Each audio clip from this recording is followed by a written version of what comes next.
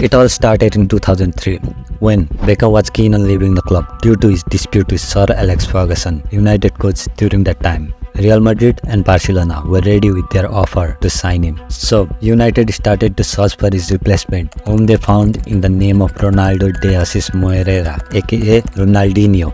Almost every aspect was ready for signing, but just 48 hours before the signing, the deal went to a halt. The reason being, Beckham decided to sign for Madrid. As a result, Barcelona approached their second choice, who was Ronaldinho. He accepted Barcelona's deal over United's offer, and we all know what Barcelona achieved during his time there. So, after United's offer was rejected by Ronaldinho, they still needed someone. And then Sir Alex remembered a pre-season match against Sporting Lisbon, where a 18-year-old boy outshined every other player on the pitch and helped Sporting win 3-1 against United. Sir Alex was fascinated by his skills and play style, so United decided to go for the 18-year-old Cristiano Ronaldo.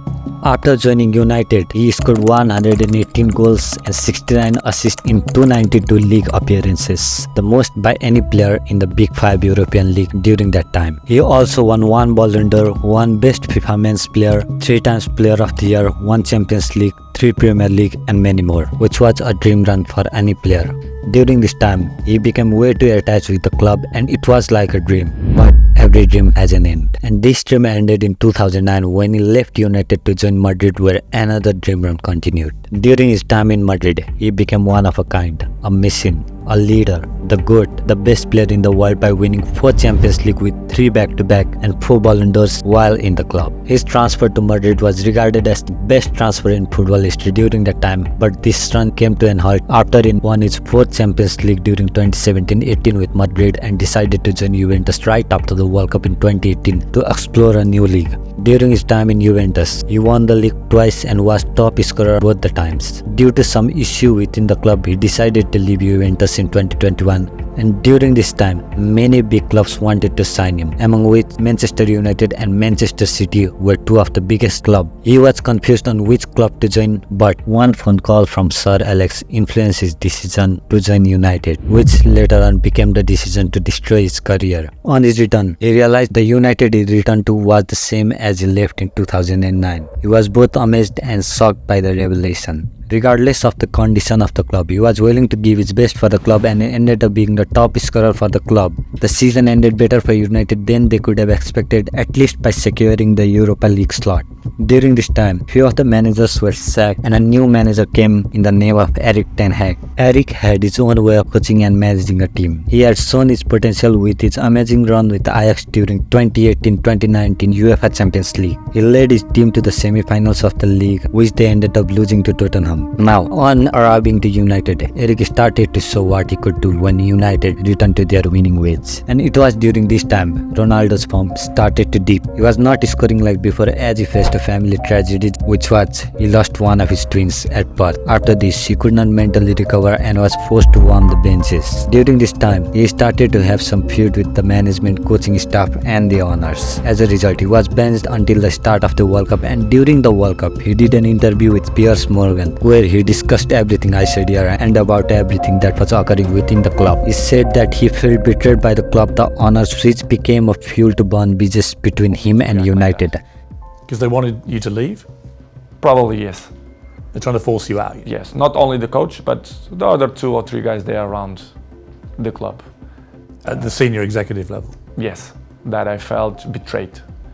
And you think they're trying to get rid of you? And after this interview, his United contract was terminated mutually and he was made a free agent. As soon as the contract was terminated, there started another race to sign Ronaldo among top teams across Europe as well as all over the world. According to rumors, she was linked with teams like Bayern, Man City, PSG were wanting to sign him for a short term. But there came a bid that stood out among others. The bid was from outside Europe by a Saudi team, which was Al Nassr, which was going to change football in Saudi as well as Asia. With the bid, the team was also backed by Saudi government, as it was this time when Saudi Arabia had started their football expansion project. Saudi was spending their all money on betterment of football within the country, which was ultimately going to lead to the betterment of tourism within the country. Along with that, Saudi had already started to invest in European teams, among which the Premier League team Newcastle United was the one. After a long consideration, Ronaldo decided to join Al Nassr at a staggering fee of €200 million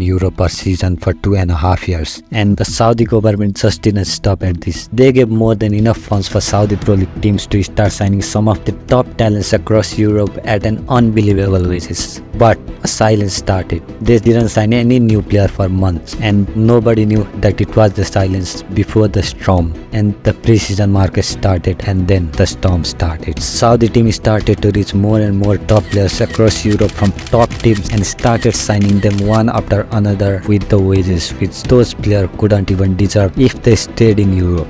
During this transfer window, players like Benzema, Henderson, Fabinho, Mane, Firmino, Laporte, Mahrez, Kante, Ruben Neves, and the biggest transfer of all time came with the offer of 150 million per year in the name of Neymar that broke every transfer record in terms of fee during this transfer market. And these were just established and named footballers. Many other players from other clubs also started this in Saudi Pro League, making more than 40 foreign players were transferred only from European clubs. With all this transfer, many of the huge offers were made to players like Modric, Thiago, Ramos, as well as Messi, and the biggest offer of all time being to Mbappe, which was of €1 billion for a year, but were rejected by the players due to their loyalty, love, and passion for the game.